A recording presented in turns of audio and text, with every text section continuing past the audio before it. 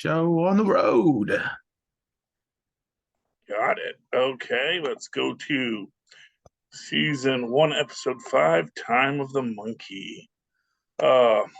Did you see episode 6 yet or no? That's the one after this? Yeah, that's the one after this. No, That's no, Exit no, Stage no. Death. Okay. But man, No oh man, worries. was this a good one. This was a good one. This was an excellent one. Here, one second. I just want to, because I actually have that playing in the background right now, so I just want to come back to that later. Oh, man.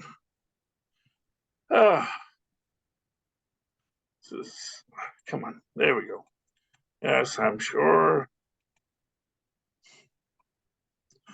Anyway, yeah, I love just how this, the whole thing, it just hinges on,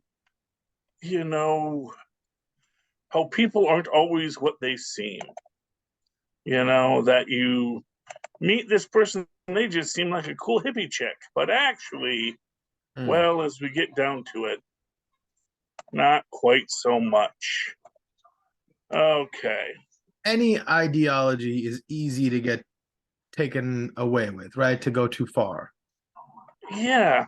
Once you start justifying and make justifications for bad behavior because you have a supposed good cause in the end, that's when you start veering off course. Yeah. Hey, how's it going, Toxin Gamer? How's it going, Toxin Gamer?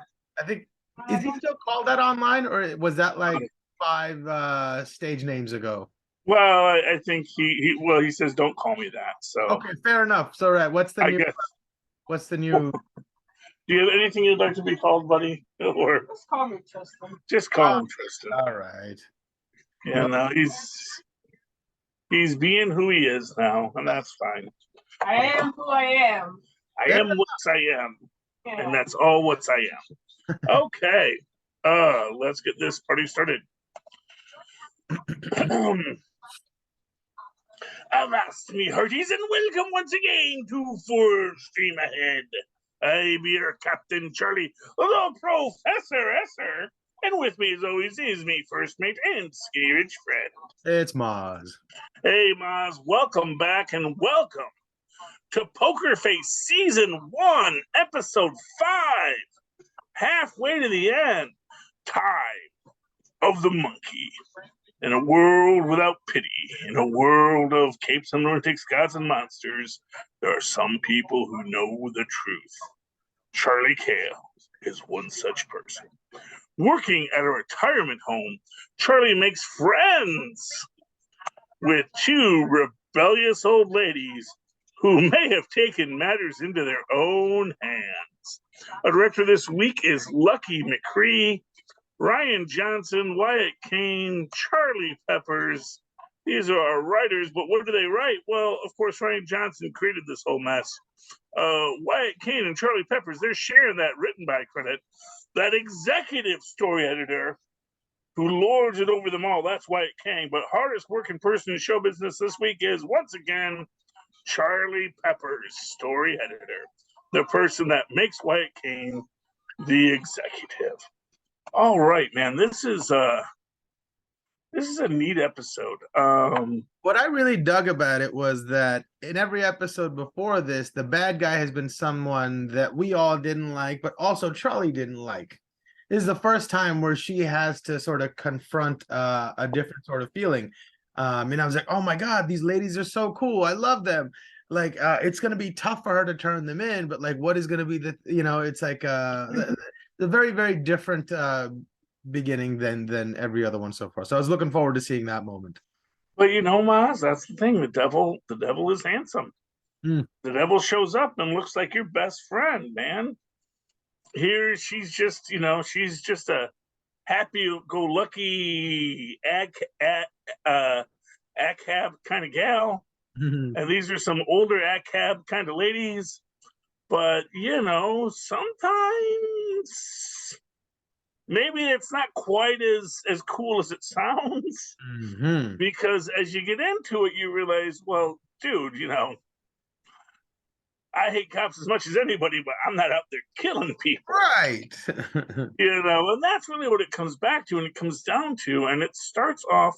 Well, I mean, it starts off with, of course, the two lovely old ladies who are they're your classic rebellious old birds, and they're plotting a murder.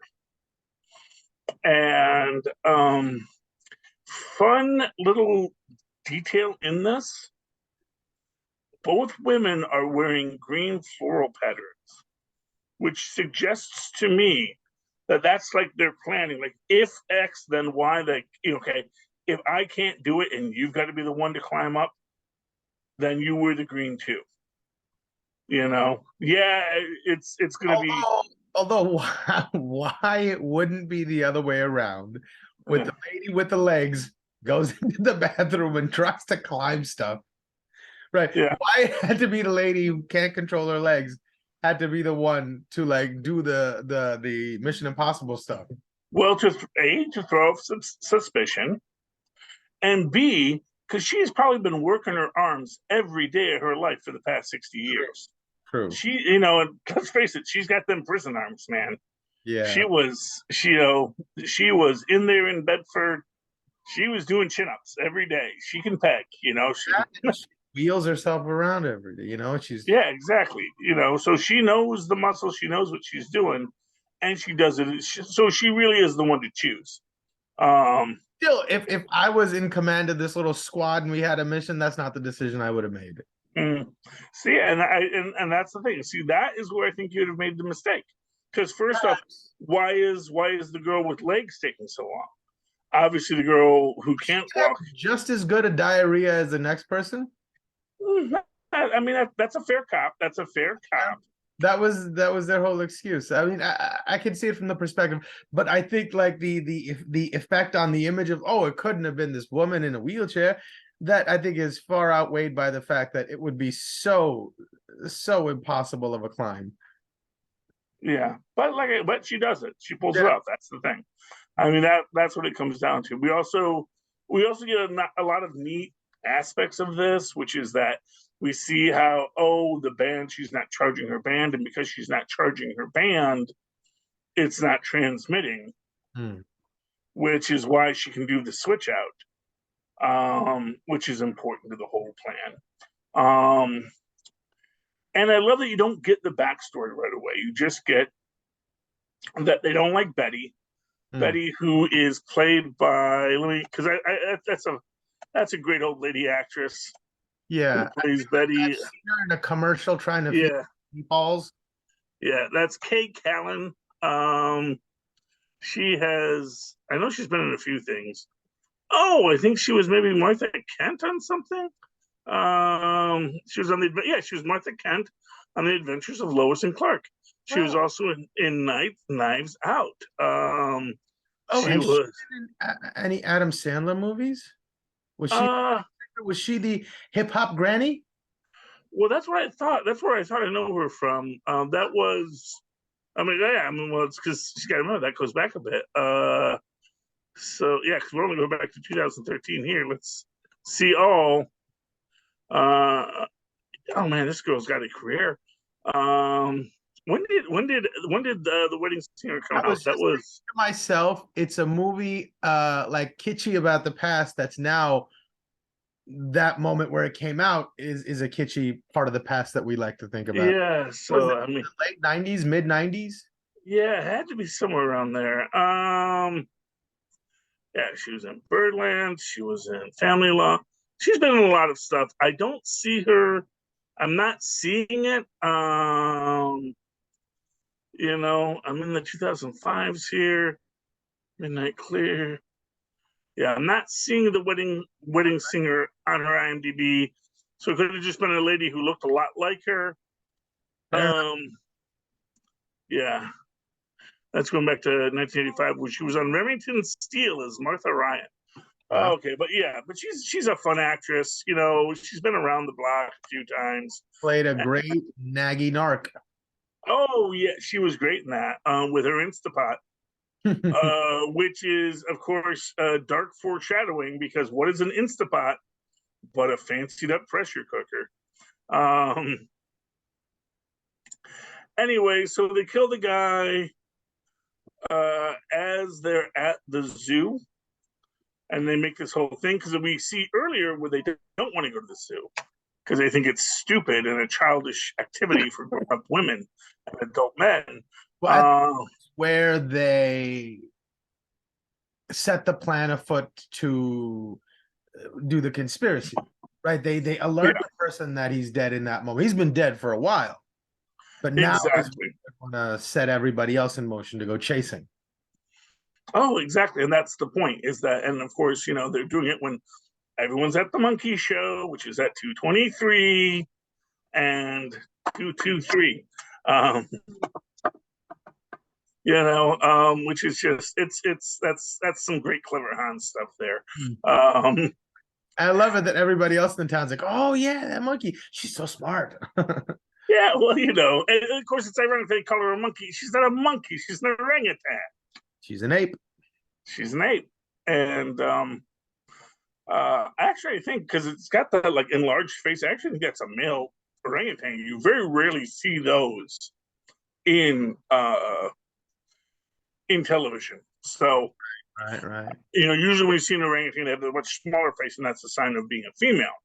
So it was very interesting that they opted to do it with the male orangutan. But you know, that's what they got, and that's obviously, you know, an ape that's at a show. You know, he's a carny too. He's a carny. You know, gotta love it. You know, it's interesting because like so much of ape shows have been, you know, avoiding putting the apes in a show and just letting them have their natural habitat. So it's an interesting throwback that this zoo still has an ape, but that they're just doing scientific stuff and are just doing some trained ape stuff, you know. So they don't have them on roller skates. It's not Sparky the Chimp all over again, but still. Right. It's interesting to me, but I'm sure the ape doesn't want to be there. Oh, you never know. They might have a good life, you know. That's always a thing to me about like any kind of performing animal. I actually think that a lot of times performing animals probably don't mind it as much as everyone says they mind it. Like the whales probably, because they don't have a lot of room to grow and to work. But like, you know, chimpanzees, gorillas, you know, even orangutans, you know, as soon as they come, they do the show, sign a few autographs, go back to their enclosure where they chill out. Yeah, I don't think their ego is as developed as ours. I think they would much rather be hanging out and eating fruit all day. Well, but that's what they do. They hang out and they eat fruit all day. The times they have to come and like tap and stand in front of people and tap when the trainer tells you to. And I'm sure the way you learned that trick was by getting beat with a stick when you were younger. No, they probably just gave him candy when he did it right. You know, I mean, that's the thing. It's like they don't beat the animals with sticks anymore. That's what they do in the circus, right? You know, or they'd give them cigarettes and they teach. After all, right? Yeah, they teach them how to smoke and then, you know, have a cigarette, and that works great because like chimpanzees, like, yeah, man, I'll do the dang trick. Give me the cigarette. Come on. Teach a monkey to smoke. That monkey will do what you say. But in this case, you know, the monkey does, or sorry, I'm doing the same thing. The ape does what it does, and everyone's amazed by it because it's just fun, you know. It's clever Hans, and it's just. Now, here's what I just thought of this right now. Since she can tell when somebody's lying, she must have been able to somehow tell that the monkey was saying 2:23, that he wasn't just counting to 7. I mean, it's entirely possible. Although she may not be able to tell if the monkey's lying. You know, like, it's a humanoid. Their physiology is quite similar to ours. Whatever, like a monkey's face would still set off whatever thing in our brain that when we see 3 dots, we see a face. What's that called? We have like this innate to be able to recognize faces. And a chimp's face would set off the same biological triggers in our brain. So I imagine that at some level she would be able to perceive some sort of deceptive. Although we saw in last episode, as good as it is, it doesn't. It's not exact. And Right. like What it is she would get a general sense of, oh, okay, he didn't mean that.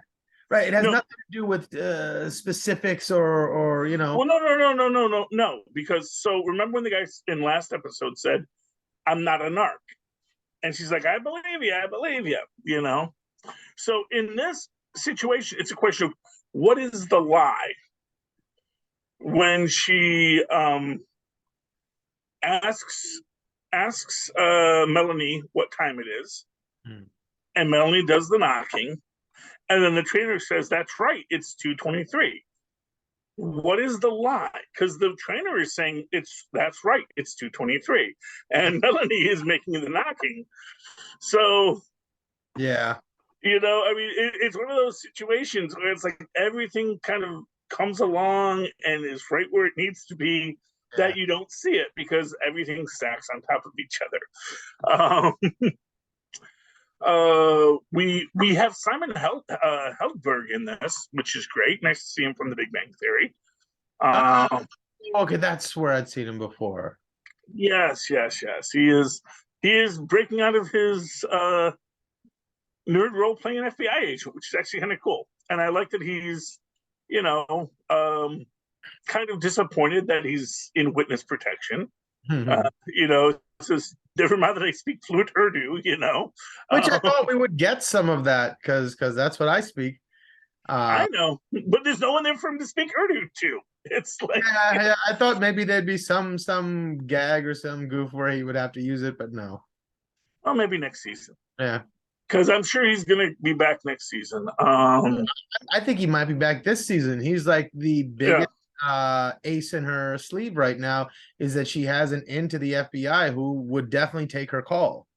Exactly. That's what's important about it. So I was surprised towards the end that she didn't decide to take him up on the offer. That would have been beautiful insulation from the danger at hand. Which leads me to think she probably doesn't. Yeah, but she's not a narc, and she's also. I know, but she also, first off, she is wanted. She's a person of interest. Right, but if she goes in there, they could do a lot to help that along. I mean, yeah, arguably she could. That seemed like a get out of jail free card to me. Yeah, it requires her to trust a lot of people, and that's not always what she does. But anyway, really confident in her ability to stay running and stay hidden. Yeah, well, it's gotten her this far, and she's trying her best. She's trying her best to be on top of things. Yeah. But she's also, not for nothing, kind of a flibbertigibbet, kind of a person who lives by the seat of her pants, and we see that in this too. Because again, we get the backstory, and then we see that she's been here a while. And first she meets Betty, and Betty's like giving her the whole, what was that?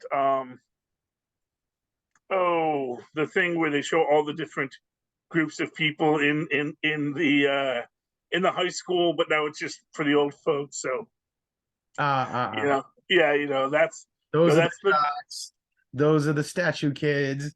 Yeah, the goth kids. Yeah, and we got the murder girls, who I love. Which again, just how much America's obsession with murder just comes right back to us, and it's like, yeah, we love a good murder. We want to see how we solve that problem, and that comes back to be very useful in the end. We meet what was it?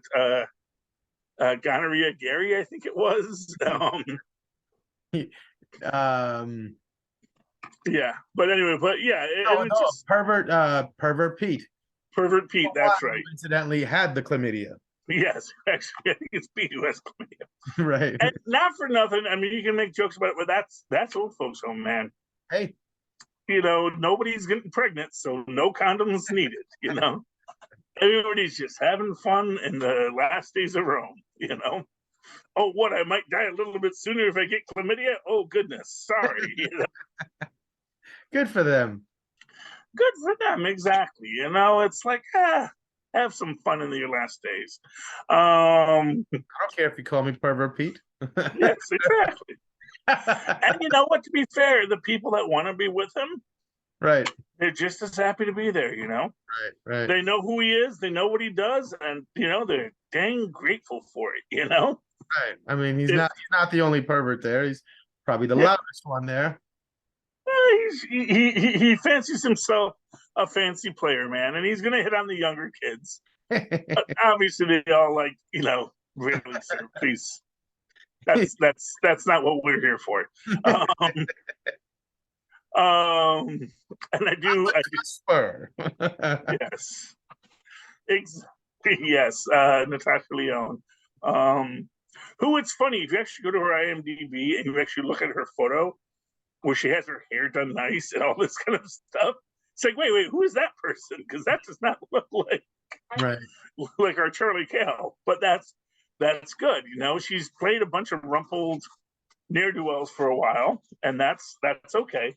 Oh, that's an actor's actor, right? Yeah, exactly. You know, she goes and she, you know, but when she goes out for a day, she like combs her hair, you know, just like me. I comb my hair, make sure my mustache is all pretty, and I try to go about my business, you know. So it's good. But we see that she's there. She befriends the mahjong playing anarchists, and not for nothing. I got to imagine one of those ladies had money. I don't know which one. I don't know if it was Judith Light who plays Irene Smothers, or good old Epatha Murkison from I believe that was Law and Order. She's she plays Joyce Harris. One of those two people had to have money, because I'm sorry, you don't get a retirement like that on Medicare. Right, but they were in jail for 30 years. Either they Yeah, had exactly. hashtag when they came out, or maybe they scammed somebody real quick. Those two are pretty sharp. I'm sure they scammed like 5 or 6 people along 5 or 6 states before they ended up at this place. Yeah, well, but my bet is that they had some money in the bank. It just sat there and accrued interest, and you know, had like some stocks. You know, like I said.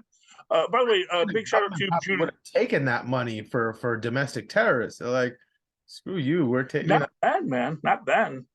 You think so? Yeah, I know so. Especially since they didn't actually kill anybody. It's an important line they never crossed. Well, not because they didn't want to. No, not because they didn't want to. But yeah, I mean, that's the thing, is like actually seizing personal assets for people that didn't actually commit a crime. I mean, it's easier now, but it was much harder back then. And so, yeah, I mean, that's believe it or not, Mozz, we used to live in a relatively free society with civil rights. It was a crazy golden age. Well, civil rights for some people. Let's be fair. You know, but if you were of the group that had civil rights, which is why I do think that, you know, Irene Smothers was the one that actually had the money, because she was the one who, you know, they were like, you know, she had some family that said, we're going to plead them out. We're going to send them to jail for 30 years. We're going to take the death penalty off the table. And we're just going to let finances accrue.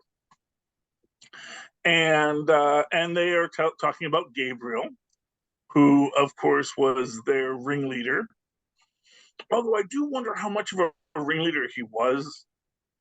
I kind of get the feeling he was maybe just this guy who like spoke like beautiful things, and then like Joyce and Irene actually were the ones that like, no, we got to really make a statement. We got to kill somebody. We got to blow up the Model UN. Right. Which is, and again, I love the scene of just what's his name? Simon Helberg, you know, saying, when she says, well, they're going to blow up the UN. He said, no, they're going to blow up the Model UN. He says, well, is that better or worse? He's saying, it's so much worse. You know, it's just like they were going to kill a bunch of prep school, high school kids. Innocent children. Innocent children. Well, and that's their argument. It's like, man, you don't know. These were the kids that were fast-tracked to be the leaders of this nation next. And that's your decision to decide to murder people. It's not a good decision. I don't recommend anyone decide to murder anyone anytime soon. Self-righteousness is a tasty demon.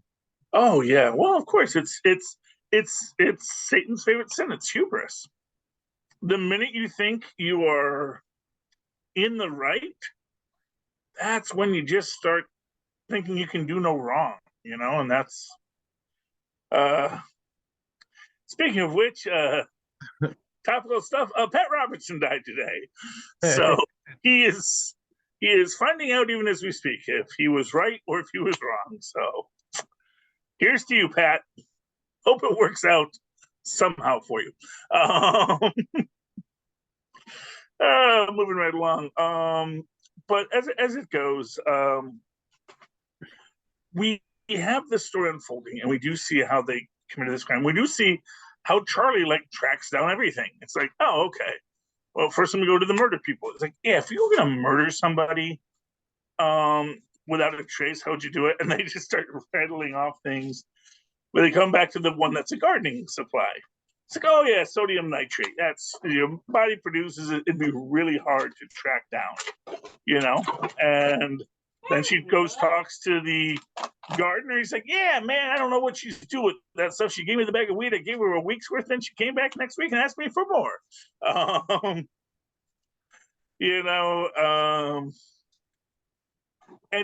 it's cool how she pieces everything together.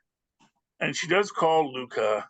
And of course, we get Luca with Chino the Bull, played wonderfully by Steven Randazzo. It's like, what, your last guy got whacked? Not inspiring me with a whole lot of confidence here. Yeah, well, that's the problem when you're, when you're in this business, What are your options, really? Yeah. But, she pieces it all together. She gives Luca the information. And again, similar to what we saw last episode, just how you put it all together, you put all the pieces there. And then one linchpin argument. Exactly. And you build it to where it can be released later. And that's the goal. That's the plan. What she's still missing is that they were at the zoo at the time. So she's exactly. I still don't have what puts it together. And then when she talks to Betty, she's like, I saw them zapping each other. And I missed the monkey show, which makes 223 so much more relevant now. That's what they spelled again. But I was wondering, she can't, unless she recorded that phone call, it's irrelevant now because she's in pieces. Mm-hmm. Well, no, because what it is, and this is where it all kind of pieces back together. We know they did it. And we also know, and this is actually the thing, I don't think they go to prison for Gabriel's murder.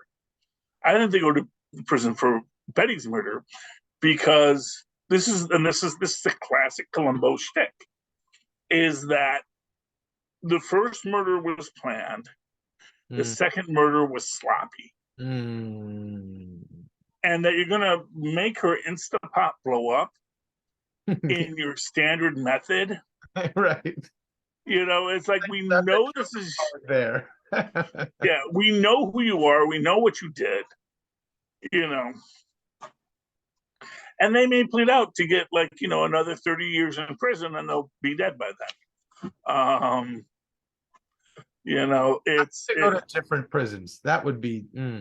Well, that would be that, and that's that. They actually do that now. Oh, good. They don't really let you be with your partners in the cell anymore. Right. And really what it'll be is Judith Light, Irene Smothers. That's what's her name from Who's the Boss? That's Angela from Who's the Boss.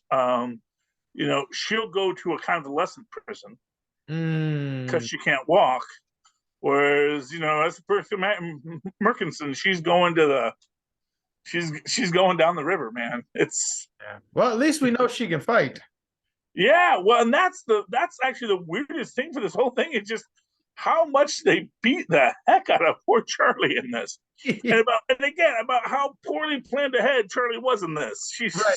just like, I often think she has just a tremendous amount of confidence that comes out of seemingly nowhere of why she sits there and pontificates like nothing can happen to her in front of these people that she knows have killed people.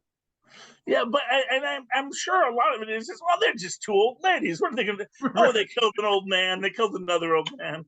They got Hit her with a bedpan. Oh man, that was beautiful. Brought back great old WWE memories. Yeah, it's Stone Cold beat up Vince McMahon with a bedpan.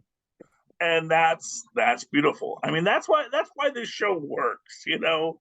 And I do think that Charlie Cale is that perfect combination of genius and dumb.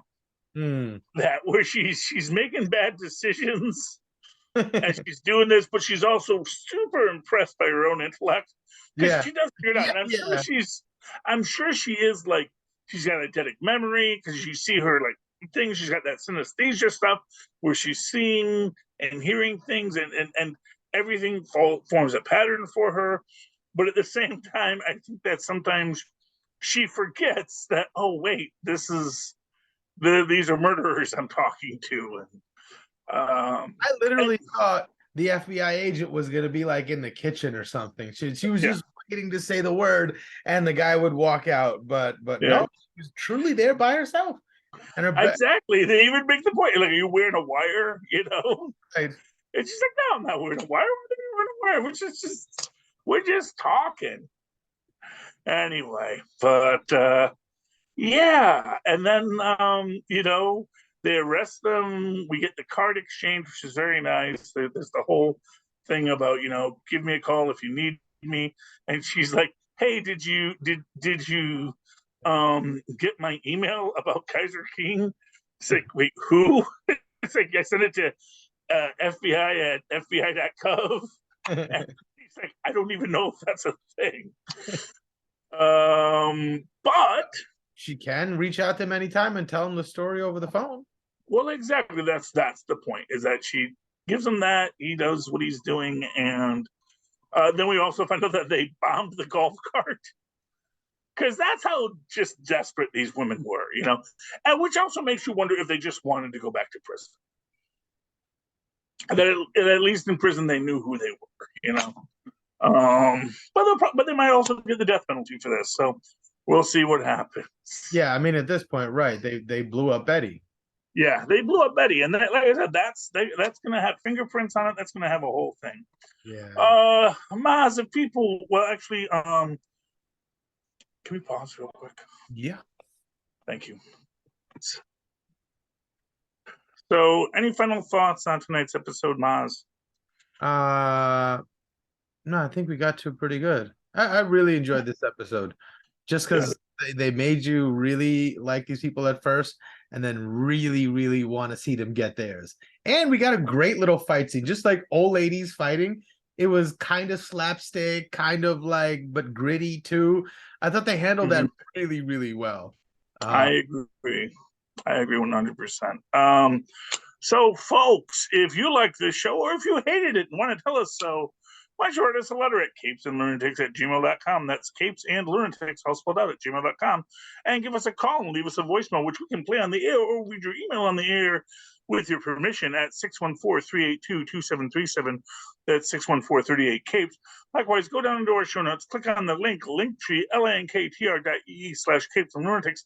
There you'll see links to all of our shows where you can listen to those things, comment on them, tell us why we're all wrong here in the Capes and Lunatics Network, and you alone know the truth. We would appreciate that greatly if you could do that. Also, sign up for our Patreon, buy our merch, and have some fun. Mozz, if people just want to talk to you and just you alone, how can they find you? Oh, they can email me at mozzmanzor@gmail.com or find me on Facebook under Mozz Manzor. That's MOZZMANZOOR. And likewise, you can always write to me in that old-fashioned email way the way our mothers and fathers once did at superconnectivityblog@gmail.com. That's superconnectivityblog, all one word, at gmail.com. Of course, follow me on the Twitter. I live tweet things when I feel like it. At Charlie Esser, that's CharlieEssser, with the 2 E's in the middle. For calling me. Bing. Thank you, Mozz. And thank you, Tristan. And thank you, Tristan, too, who did it in the background. All right, you wonderful friends and family who've come along for one more trip across the bounding main. Thank you for joining us, and please feel free to come back again next week as we once more sail full stream ahead. Arr. All right.